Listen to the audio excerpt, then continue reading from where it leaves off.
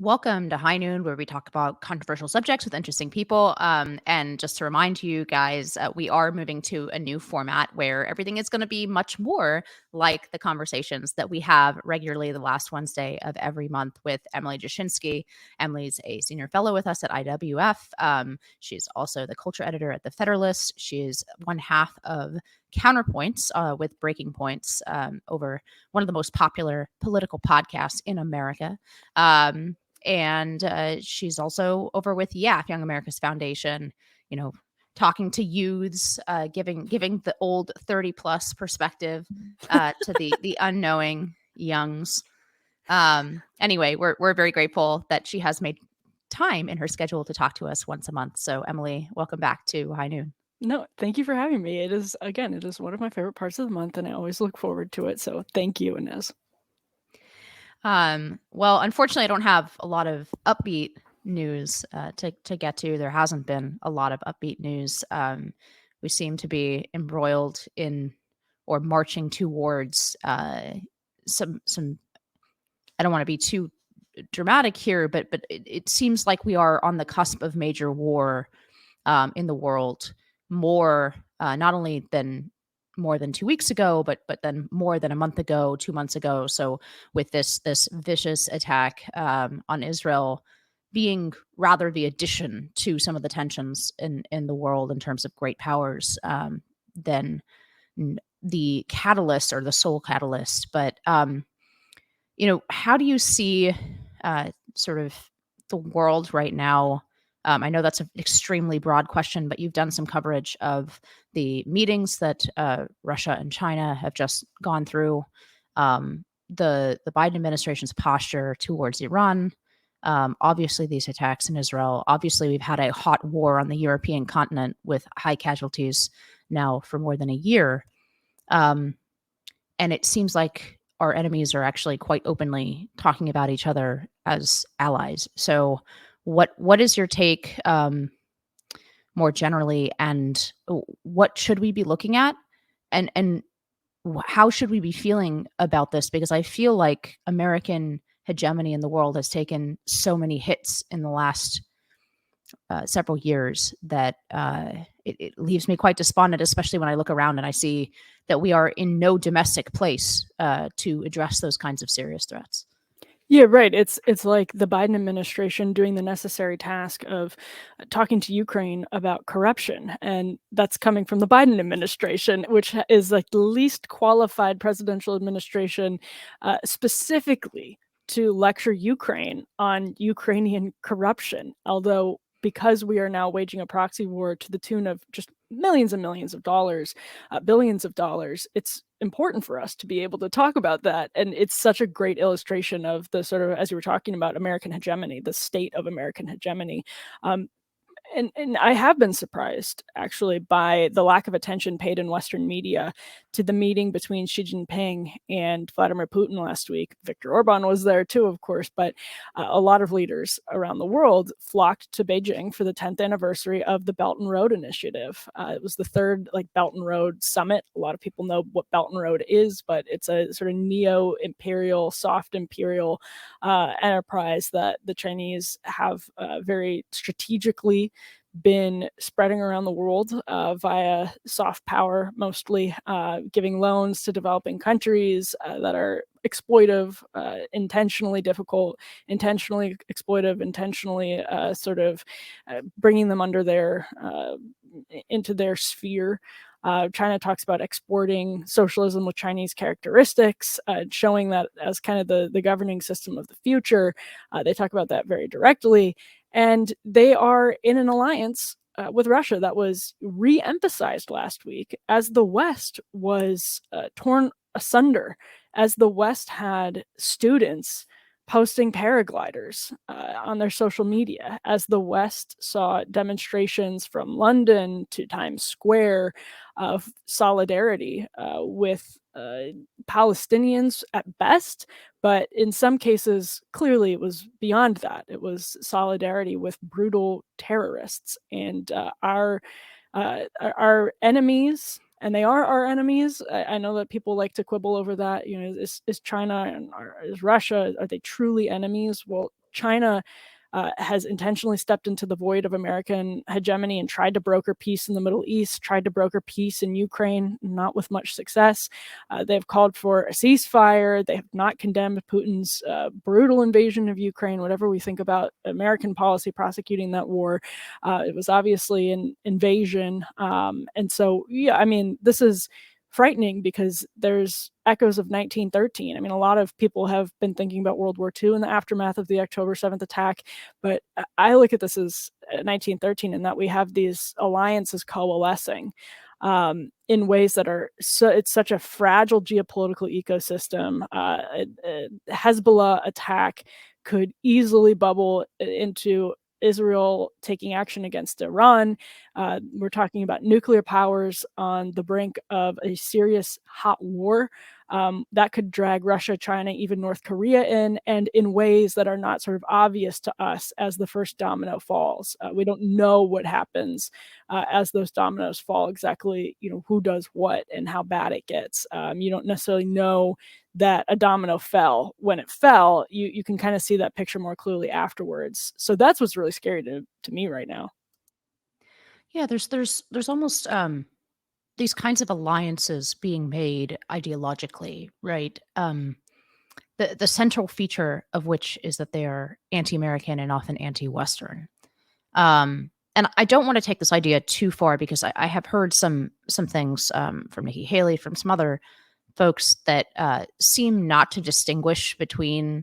And to be clear, I think I have been clear on this podcast. I support American aid both to Ukraine and to Israel, but I think sometimes we do a disservice if we entangle all of these conflicts into like one single order, as though they don't have their own historical precedents, if they don't have their own, each of these countries has their own interests, right? Like it's obviously not like a monolith. But I do see both abroad and at home this essentially this friendliness and alliance between people who are simply do not like the U.S. led order, and so on the abroad front, it really struck me that Xi Jinping, I can never say his name, Xi President Xi of China. It struck me that he basically was when he was referencing Russia and Putin spoke after Xi. So definitely the little brother in this relationship.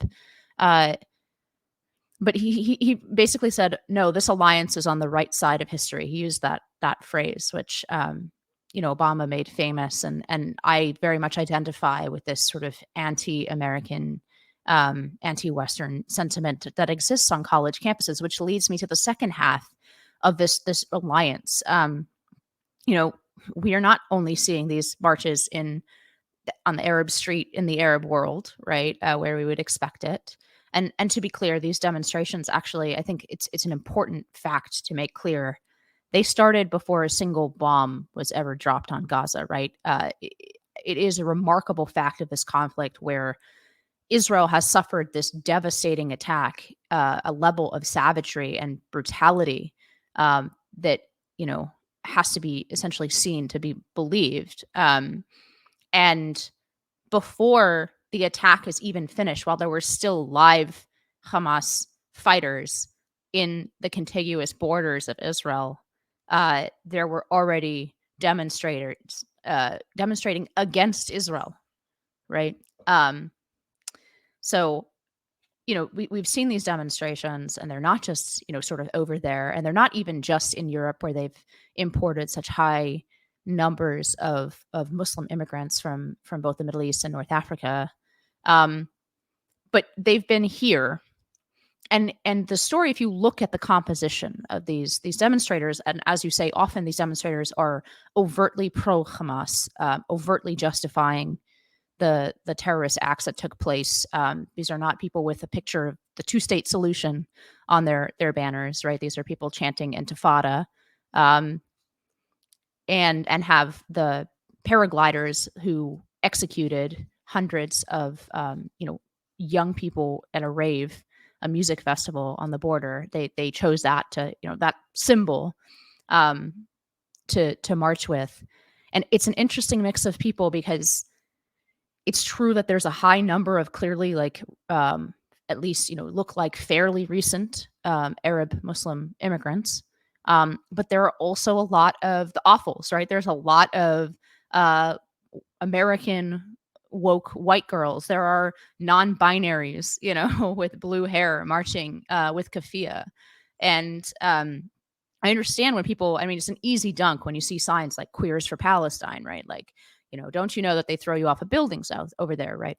But I think that easy dunk is actually kind of masking one of these woke more correct than the mainstream truths, which is these people have common enemies, and their enemy is the civilization, the cradle of which has come between Athens and Jerusalem, right?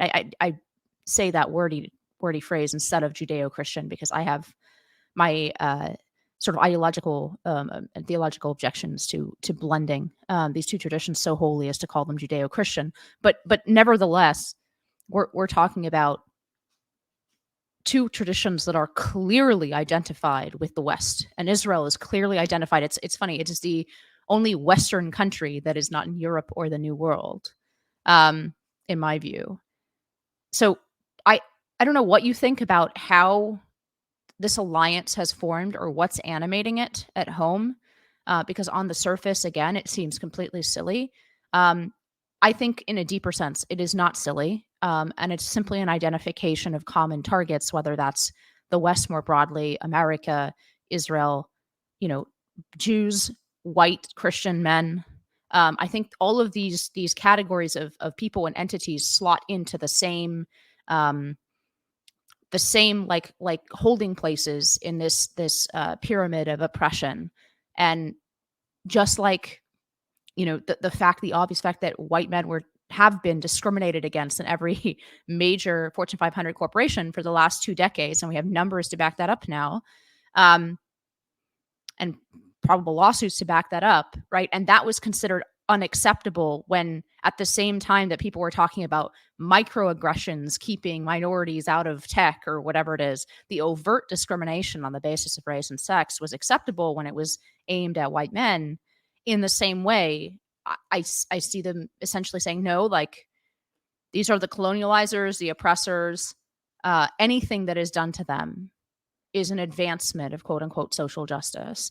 I don't know. What do you think about this alliance? Do you think it's like mere naivete on the part of these sort of woke white Westerners, or do you think, or do you agree with me that there's something deeper?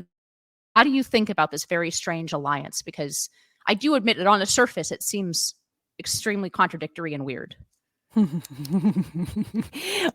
Well, it's interesting you say on the surface, because I think on the surface, to a lot of our kind of thoroughly memeified young people, especially, and you talked on another podcast, NatCon Squad, that we recorded today about polling of young Americans' position on whether or not Hamas was justified is shocking. It's like a quarter of young people say like yes it was, or half of young people, Yeah, right, say 51% is a majority of people between the ages of 18 and 24 specifically not believe in a two-state solution, not believe even in a right of return and the annihilation of the state of Israel, right? But specifically believe that this attack was justified based on Palestinian grievances, that slaughtering women and children and burning babies alive and cutting them out of their mother's stomach was justified and it's because of interesting Palestinian grievances. you're what you said about superficially seeming contradictory and incoherent is interesting, because superficially to them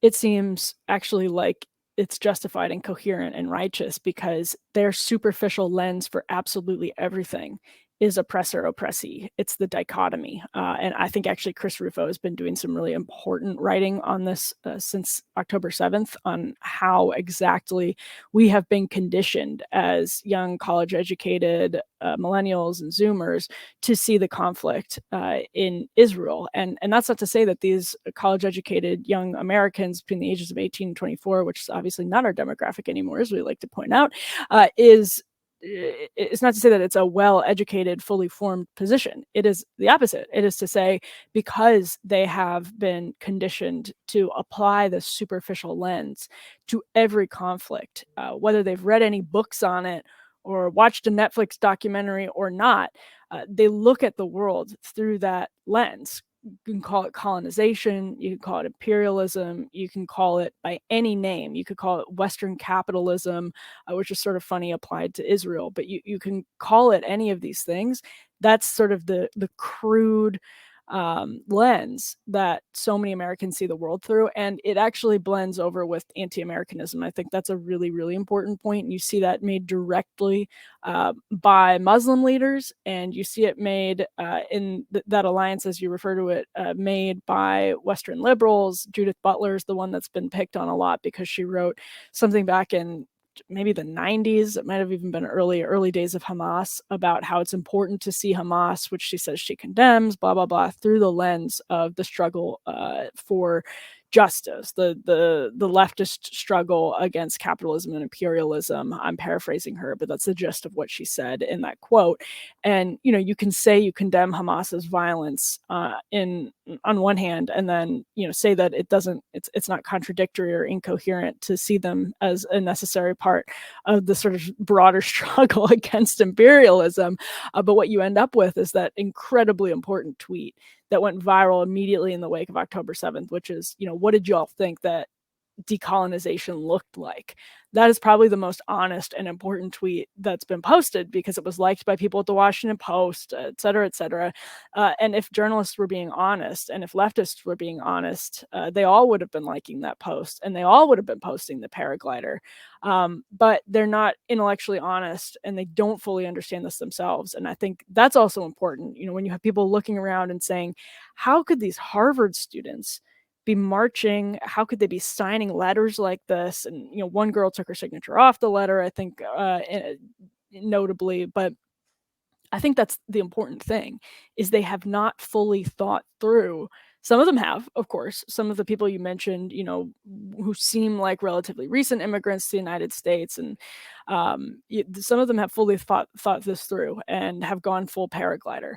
But a whole lot of them haven't. And that's where this incoherence is fascinating and disturbing, because on the one hand, you are ceding the moral high ground to Israel and the West by demanding Israel and the West adhere to standards of warfare and morality that you would never, ever expect of Hamas. You would never expect them of Palestinians. You're holding the Geneva Convention against Israel after they were just brutalized by terrorists. More than 1,000 people, some 1,300, 1,400 I've seen, people brutally murdered by terrorists, many of whom are civilians.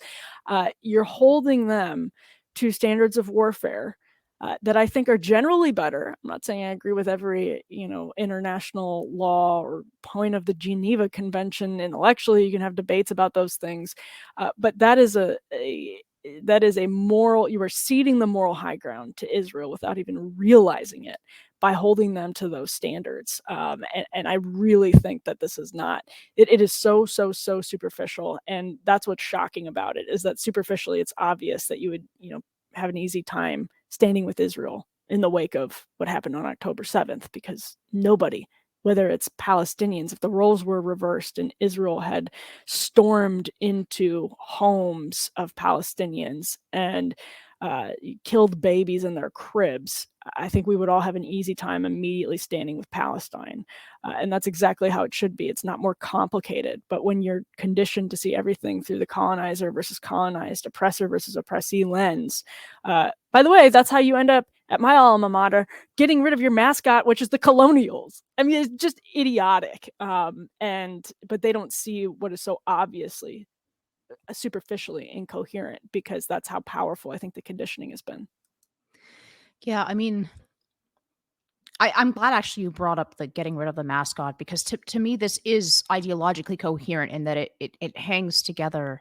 I mean, if you think about something like the Beard thesis about because these Western constructs, right, like the Geneva Conventions or proportionality of the rules of war, the fact that there's a moral difference between targeting military targets and ending up killing civilians incidentally because you can't avoid it while still hitting that military target, being different than targeting civilians in barbaric and brutal ways.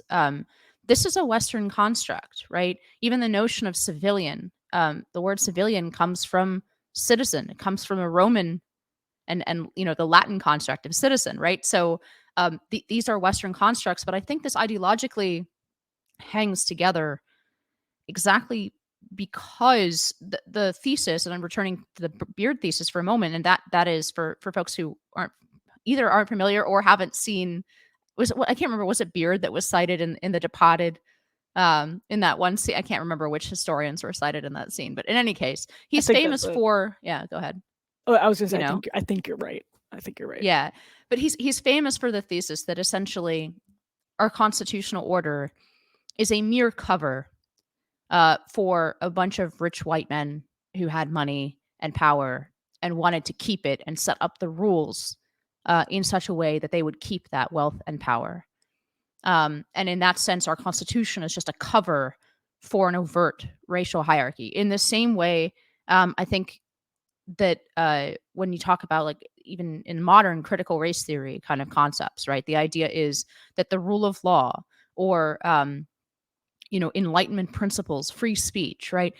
These things are mere constructs to cover for the application of power from one group against another. And in that sense, it makes sense. Like, as in, nobody requires that Hamas follow the Geneva Conventions, right? These calls that Israel follow the Geneva Conventions, which it does, it makes, in some sense, it's like they're asking our country, included, like, so America here, or Israel, or any of these like Western countries that adhere to these kinds of standards of war, right? It's a purely cynical play to ask, right? So it's merely because it benefits at this moment, it benefits their team, to use Biden's words, right? It benefits their team to ask for these rules of war. But if you ask them one additional follow-up question, they will say these rules of war are illegitimate because they're merely constructs, right? They're about of the powerful nations of the West to continue their colonial oppression of the weaker nations of the global South, right? Um, and in fact, like, these rules of war that we're demanding that you adhere to um, are themselves a cover for this kind of raw application of power. And so, to return for a moment to the free speech issue, which you kind of mentioned, and I think is interesting to discuss, right? That was sort of my reaction when I started to see all these like the Harvard president, all these like college administrators. Now that that people are openly celebrating and calling for the slaughter of Jewish civilians in Israel, um, now they have these statements coming out about free speech, about the limits of free speech. And my immediate reaction to this is this is the same thing. This is a cynical ploy. I think there are ways of distinguishing, but leave that for to aside from a moment, whether you can distinguish, the cancellations of the left from these quote unquote cancellations, right? But regardless of that distinction, this is a cynical ploy. It's trying to get the right to hold its fire and the center to hold its fire, right? In this engagement, this domestic political engagement, only so far as the left can regain control of the narrative, regain control of the actual levers of power in these universities and beyond them. At which point, like, does anyone imagine that the Harvard president who called for free speech is going to apply those standards the next time, oh, I don't know, somebody does something as horrendous as chalk Trump 2024 on a university quad, right? Of course she's not going to. It's a cynical it's a play. It's a cynical play that's going to disappear the second that these tools are no longer useful to her substantive friends, right? I mean, I don't know. Yeah. But do you think that what do you think about the cancellations generally? Because I know that, like, it does seem to some people, they're saying, well, we shouldn't do this. We shouldn't use the same tactics. These are college students. Like, we shouldn't ruin their whole lives over, for example, signing this letter. Like, where are you on what to do with the college students who have been espousing these views? Yeah, I mean, I think it's fairly. We used to have a much sort of simpler and like more logical approach to all of this, which is we kind of agreed on a reasonable spectrum of opinions, and we hadn't inflated. There was a period of time when, as a society, we had a pretty decent moral consensus on what was hatred, bigotry, racism, and it wasn't always that way, of course, but there was a period of time where we had a pretty good idea. And there's far left and far right, and the mainstream wasn't going to have that Bill Maher had a show called Politically Incorrect just for kind of being a leftist in the 90s, as opposed to but he was still on ABC. I think that show was on ABC. I just don't think it's that complicated in a healthy society, and obviously it's not a healthy society. So that is to say, I don't think it's it, it depends on the venue. So if you're a private company and you believe that someone's opinion, and this is conservatives maybe even got over their skis on this when they were sort of being targeted for having regular conservative opinions. If you believe that someone's position is morally abhorrent, not just sort of a good faith disagreement on, for instance, abortion, but makes them, if their political beliefs reflect profoundly on their character, and you are a school, for example, like professors are the most obvious example of this. The UC Davis professor that posted on Twitter an open threat against people who opposed her position on Palestine, against people who were pro-Israel in the wake of Hamas's attack on it. She tweeted a pretty open threat. That isn't a matter of free speech. It's a matter of violating like your code of conduct as a professor. And there's obvious questions about when speech becomes when speech sort of overlaps with professionalism and contractual obligations to have a comfortable environment for students. But we just used to be able to function more clearly in that regard. We used to kind of understand where speech and conduct bled together, and where they sort of were obviously separate, because we agreed on sort of these fundamental questions. And Israel's a really interesting, I guess, flashpoint or example, because actually it's probably always been the most difficult issue. People, if you think chanting from the river to the sea is anti-Semitic and is like bigotry, then you are going to have a really hard time letting a teacher who posts from the river to the sea, because they think it's bigoted not to. They think it's genocidal to allow Israel to have any space from the river to the sea. Like, this has actually always been really complicated with Israel. It is one of the questions that has tested Western speech and sort of small L liberalism, republicanism since its inception. That was always complicated for entities, private entities, public entities. But I think in the wake of like having this crop up after all of the ridiculous questions about whether you're a racist because you voted for Donald Trump, whether you're a racist because you didn't post the black box, or you had a heterodox position on George Floyd, blah blah blah. We've had so many ridiculous conversations about this. It has confused like very obvious lines in the sand. So I guess that is a very long-winded way of saying I think there's a pretty reasonable argument that some of the statements, not all of them, but some of the statements, including the professor at UC Davis, have gone beyond the pale of reasonable political disagreements and are therefore fair game for cancellation, so-called cancellation for revoked jobs, whatever, because they go beyond that and reflect on the character qualifications of a given person. There's a reasonable argument that they reflect on the character qualifications of a given person. So, fine. Like, it doesn't bother me that much. But at the same time, it's also like, Larry Summers, this is what has really gotten you after decades of allowing this other stuff to metastasize and fester in the shadows. Because even you, Larry Summers, who was sort of an early cancel culture example, hadn't the courage to stop this like BS conditioning about colonization and capitalism, blah blah blah, happening at your university. So like, Do I think some of these cancellations are overblown? Absolutely. I don't think MSNBC should be yanking people off of the air. I would much rather hear what these guys have to say. I'd much rather see it on cable news, and I'd much rather everyone fight about it. On the other hand, there's a real question here about how some of these positions reflect on people's character. So that it's kind of, some of them are fair game. I'm a totally mixed, and it's been example by example for me. So, I mean, I think it's important to qualify some of these students and so on who have, for example, had their names given, they've lost job offers and things like that.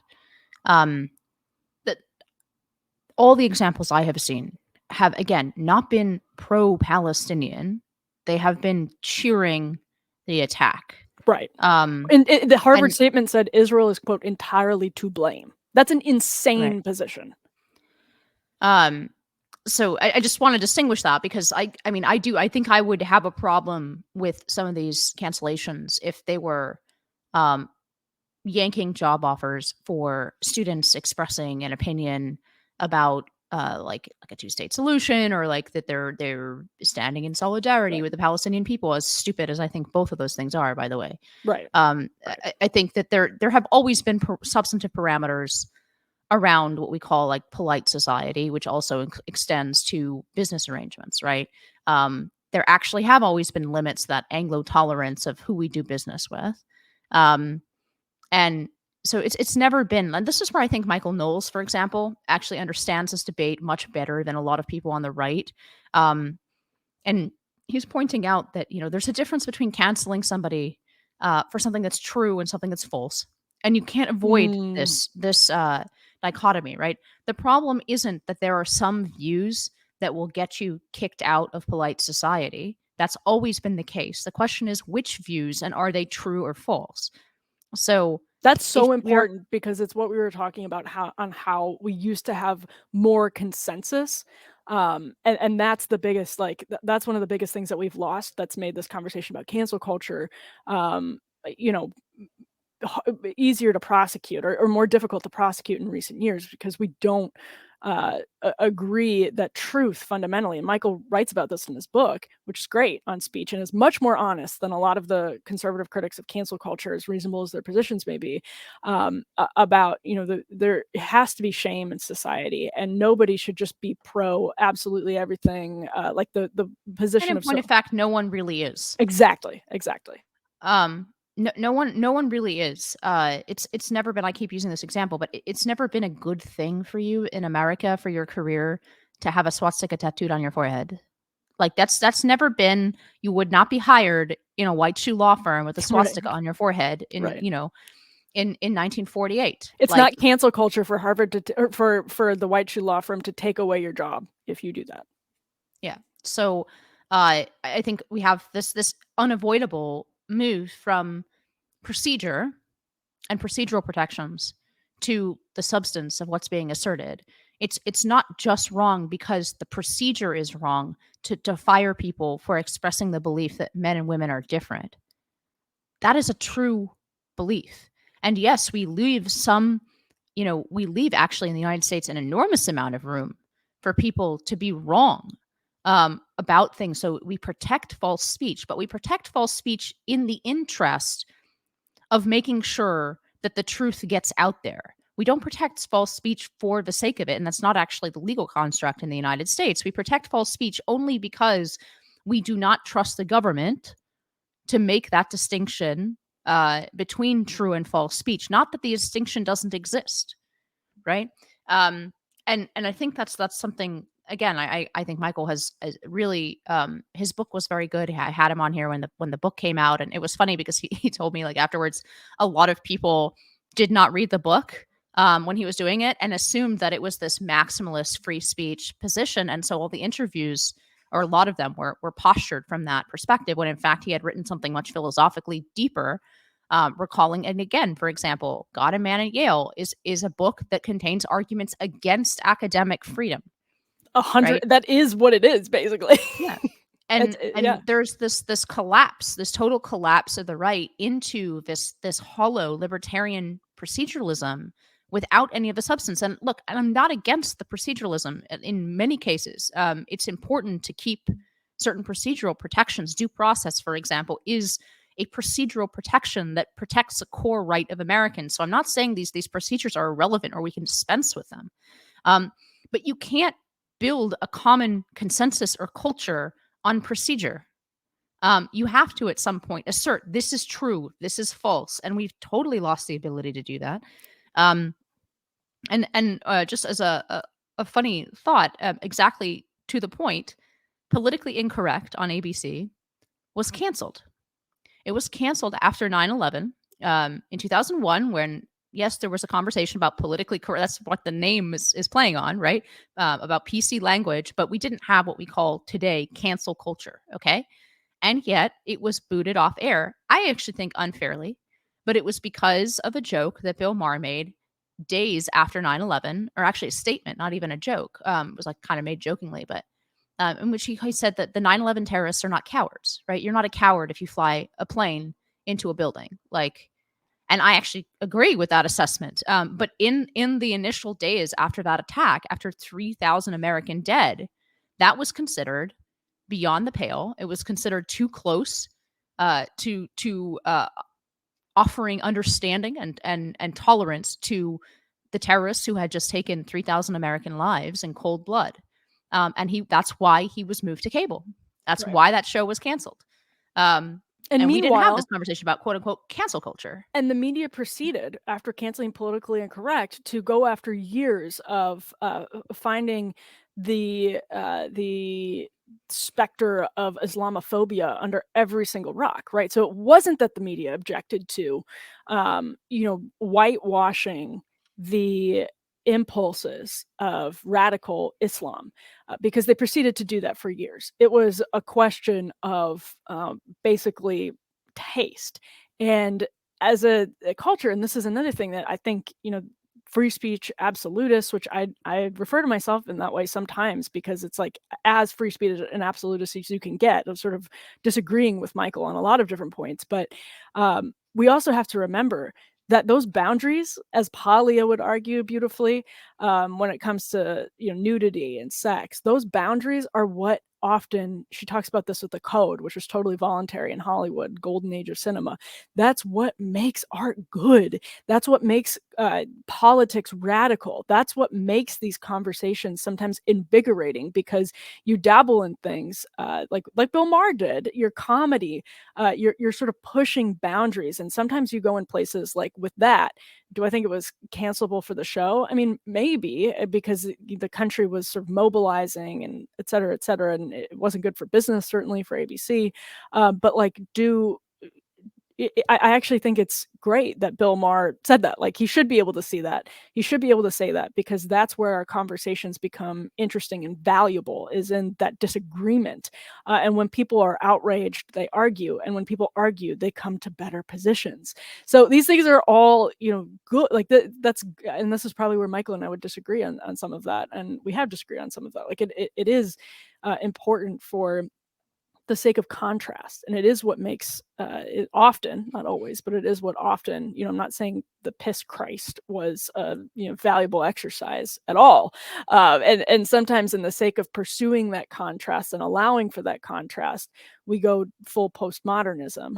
So I'm not endorsing any of that, but there is value in having things be sort of beyond the pale, and people need to be more comfortable, especially people who are so style themselves as radicals, as truly being radicals and not begging for mainstream acceptance. Your radicalism does not logically it should not logically allow for your mainstream endorsement. Like, why you would crave that so badly is just beyond me, but they insist on it, because it's all about conformity at the end of the day. And this, Inez, I wanted to mention this earlier. This is kind of a tangent, but conservatives back in like the early aughts had a conversation, because Stan Evans wrote a great book diving into some of the files of Nona files, right, that came out, vindicating some of what McCarthy is basically McCarthyism. And when you think back to that time, I think we've talked about this before, and you wonder, like, why was there a lavender scare? What were the Palmer raids? Why were people so hysterical about communism? And God of Man and Man at Yale made me think of this. It's because there were nuclear powers with this fundamentally anti-Western, anti-American, and like pro-imperialist communist ideology of internationalism, of unleashing workers of the world and toppling capitalism and Western democracy, that had nuclear powers. And if they were in the State Department, yeah, that was probably concerning.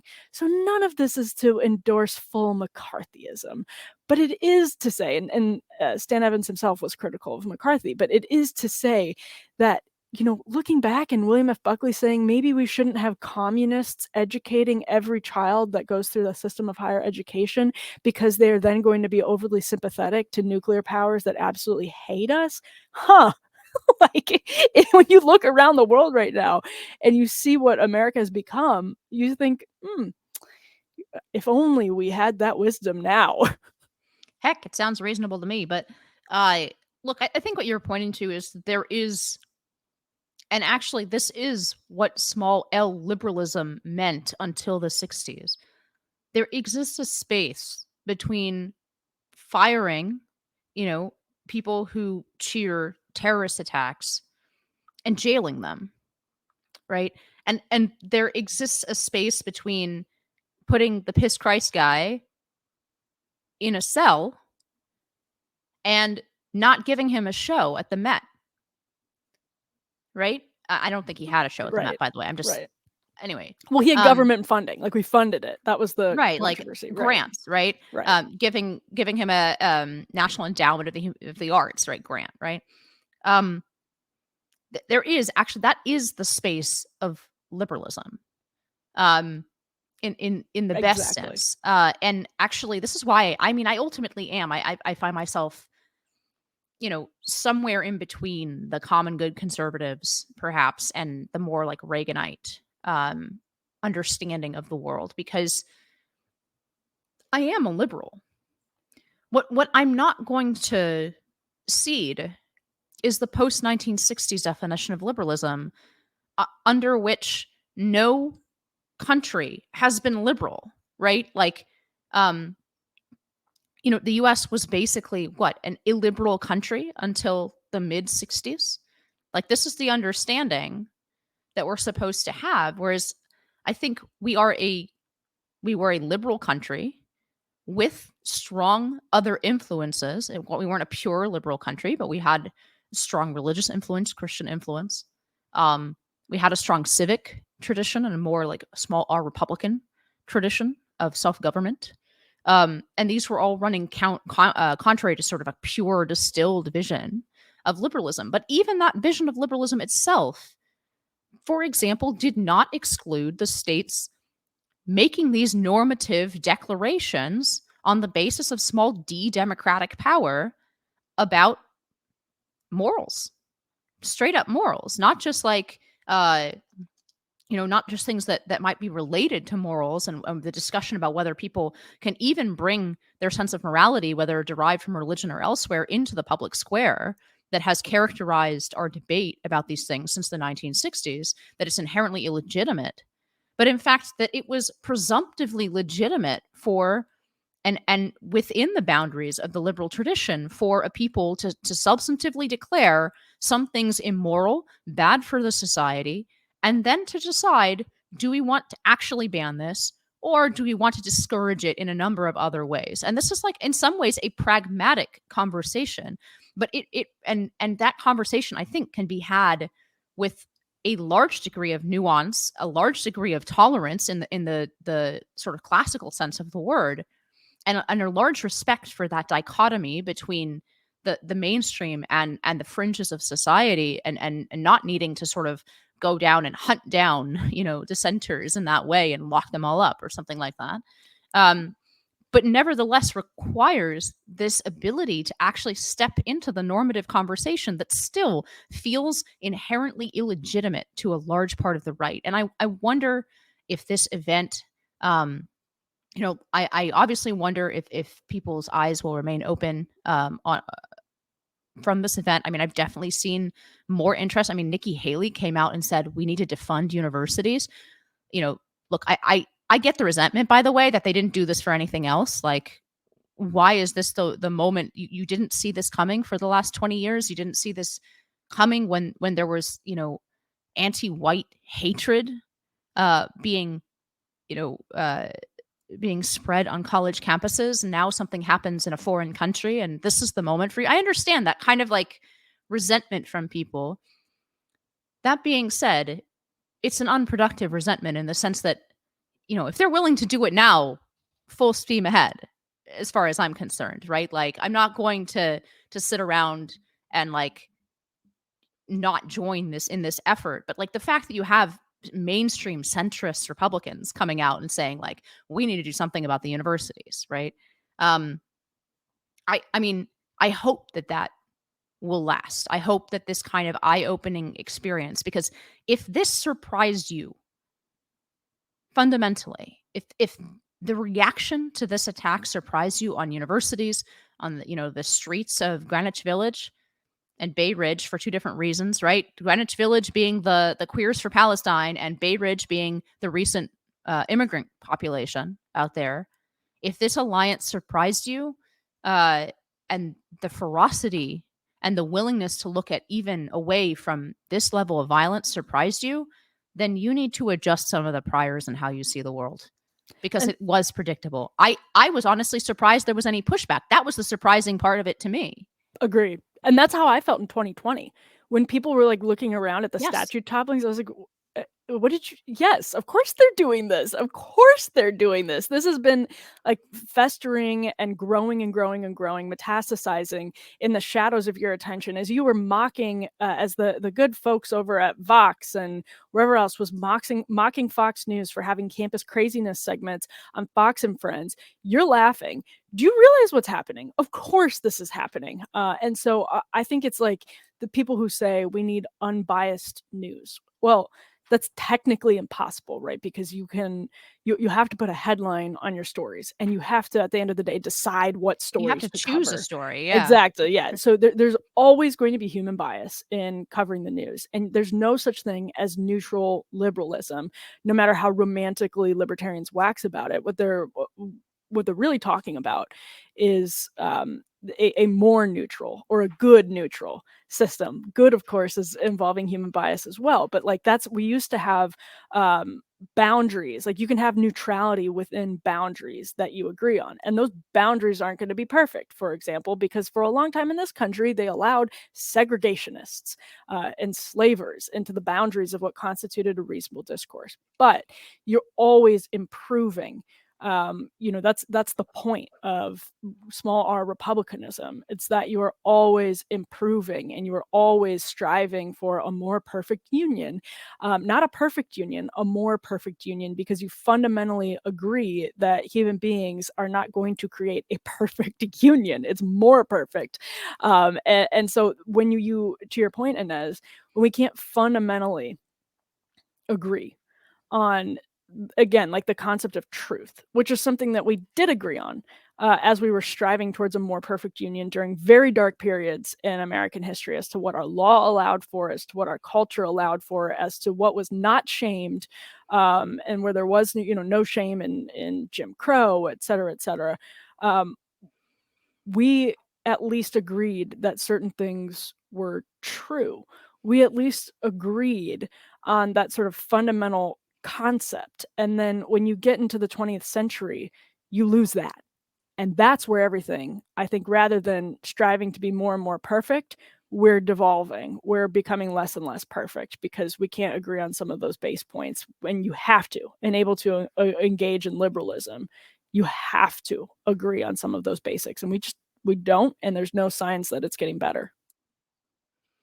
Yeah, I mean, on the last point about the fact that there's no signs that it's getting better. I mean, in this sense, I think Israel is a very good example to us, because the circumstances of their geography have put a hard stop to some of this like track, right? They have contact with reality in a way that the US can avoid, gratefully. I'm grateful for this because of our geography, because of our incredible wealth. But as we look around the world, to kind of bring this full circle to how we started, as we look around the world, you know, it is not impossible to see a conflict brewing that would put the US in this kind of existential position, right? That Israel has by virtue of being a country of being 9.5 million people surrounded by 500 million Muslims, most of whom hate them, right?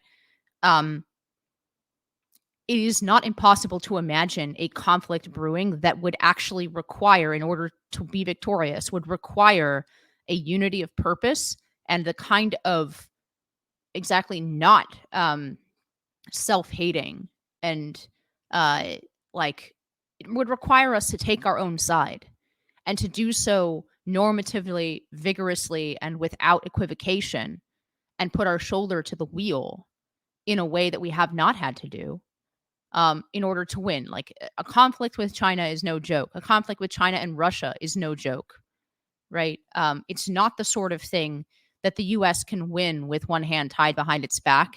It's not the sort of thing that the U.S. can win with, you know, with making the priority decisions that we have, and catering to the beliefs that have not just become common but have become dominant in US institutions. It is impossible for me to imagine the current constitution, ideological constitution of the United States, especially post 2020, uh, and imagine us victorious in a great powers war.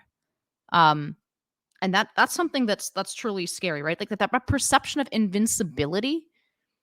Uh, and to that extent, and that extent only, I have some sympathy for college students and whatever crazy views, although it would be bad for us not to remind people that, you know, the bloody work of revolution is usually done by idealistic 20-year-olds. Um, so in that sense, they're very dangerous. But one does wonder, if some of these students had to make contact with that reality, how they would react. But I don't know. I think it's an open question. I think it's entirely possible they make contact with that reality, uh, and they double down and they become more fervent rather than less in their animating principle, which seems to be hating the West. That's so interesting because there were a lot of people, you look back at, especially the coverage of Oppenheimer, as people were talking about Oppenheimer over the summer, there was a lot of people saying, they like Walter Duranty, right? The famous sort of coverage of Stalin and famine for the New York Times back in, what was it, the 30s? There were a lot of people saying, people in academic circles, elite fancy circles in the United States were very supportive of communists, were members of the Communist Party USA, because the truth of what was happening in the Soviet Union in China had not yet sort of penetrated the Western media. People didn't realize the full extent of communist atrocities. And I do think there's something to that extent going on now. First of all, a lot of them did, and they were still palling around with communists, to paraphrase Sarah Walter Palin. Duranty. Yeah, yep, exactly. A lot of them knew exactly what was happening. I do, though, think in the freak out that ensued, the kind of McCarthyist freak out that ensued after World War II, this was a generation of people that had lost so many men in the battlefields of Europe and in the seas in the Pacific. They had gone through a depression where people were literally starving, which is a problem that has basically been eradicated in the United States right now. Even the poorest are eating the same thing as the richest in terms of fast food, right? This awful, cheap food. It's just a very different set of circumstances for people who are suffering in the US now versus people who are suffering in the aftermath of World War II. And that, I think, is why gradually, the FBI building is named after J. Edgar Hoover, and I don't think it should be, but I think the point is that it became clear that there was something very shameful about associating with these communist organizations because they hated your country. They absolutely hated the United States. They had allied with Hitler. in the early stages of World War II. They were bad. They detested you and everything your country stood for, and they wanted an uprising that would topple American values and would topple American leadership, et cetera, et cetera. And that came to be extremely stigmatized because people had experienced the horrors of war and because the horrors of communism became very clear as time went on. But to your point now, I don't know. I mean, like, you had the horrors of Hamas on full display, and students were not duped. They have agency. They saw that and said, I'm standing not with Israel right now. I am going to post the paraglider. I'm going to say it's entirely Israel's fault, et cetera, et cetera. At the same time, and this is where it gets confusing, they still demand Western standards of warfare and Western standards of civilian, humanitarian aid, et cetera, et cetera. So I think they're very confused right now, but to your point, Inez, I actually really think that could go in different directions. We don't know how it's going to turn out yet, because if you have the impulse to post the paraglider, I'm not so sure that your commitment to Western values that you still hold is going to be durable in the long term. Yeah, I mean, to their credit, right? Both U.S. labor with a capital L and Hollywood disassociated themselves as the Cold War hardened. There was much more crossover between the Soviet Union and communist parties in the 20s and 30s than there was after the war, and so there was like sort of this grand dissociation. The AFL and the CIO dissociated themselves from the Communist Party and from radicals in that way. Something, that seems maybe, I mean, it may happen again today as the U.S. labor movement, perhaps gains some strength away from baristas with college degrees, but in more manufacturing sectors, maybe we will see a similar split in labor, moving away from this kind of cultural radicalism. That would be a welcome. I think a welcome development and good for the United States. But I wanted to close by reading something I think really sums up our conversation, especially about the boundaries of free speech and the lack of having some kind of normative truth that is. I think your phrase was a great one, right? A neutrality, but a neutrality between agreed upon boundaries. That seems so lacking today, and it's once again from this fantastic essay that I think every time I read it, I find something that applies to our moment in it. But it's called Capitalism, Socialism, and Nihilism. It's by Irving Kristol, but and he wrote it in 1973, which makes it all the more prescient. It said, our version of the free society is dedicated to the proposition that to be free is to be good. The New Left, though it echoes this proposition when it's convenient for its purposes, is actually dedicated to the counterbelief, which is the pre-liberal proposition that to be good is to be free. In the first case, the category of goodness is emptied from any specific meaning. In the second case, it's the category of freedom, which is emptied of any specific meaning. In the war between these two heresies, the idea of a free society that is in some specific sense virtuous, the older bourgeois ideal, and the idea of a good community that is in some specific sense free, the older socialist ideal, as represented, say, by European social democracy, both are emasculated, and the very possibility of a society that can be simultaneously virtuous and free, that organically weds order to liberty, becomes ever more remote. And I really think that is something that describes where we're at, and this clarifying moment, at least this moment that I hope will continue to be clarifying in the long term rather than simply in the short term, as people obviously react, good and decent people react with horror to what's happened, that they don't allow that reaction to stay superficial, that they think about what it means to be in a good country, in a country that is both good and free, and what's that's worth to us. Emily, thanks once again for always joining every month. The last Wednesday of every month will be with Emily. She'll be back here next month, at the end of next month. As I mentioned, we're going to be moving to a more discussion format here on High Noon. We're going to have a series of co-hosts, Emily among them. So thank you for bearing with us while we took a little gap and retooled the show. I hope you enjoy this new format. Please do send me feedback. Thank you to our listeners. High Noon with Inez Stepman is a production of the Independent Women's Forum. As always, you can send that feedback, comments, and questions to inez.stepman@iwf.org. Please help us out by hitting the subscribe button, leaving us a comment or review on Apple Podcasts, Acast, Google Play, YouTube, or iwf.org. Be brave, and we'll see you next time on High Noon.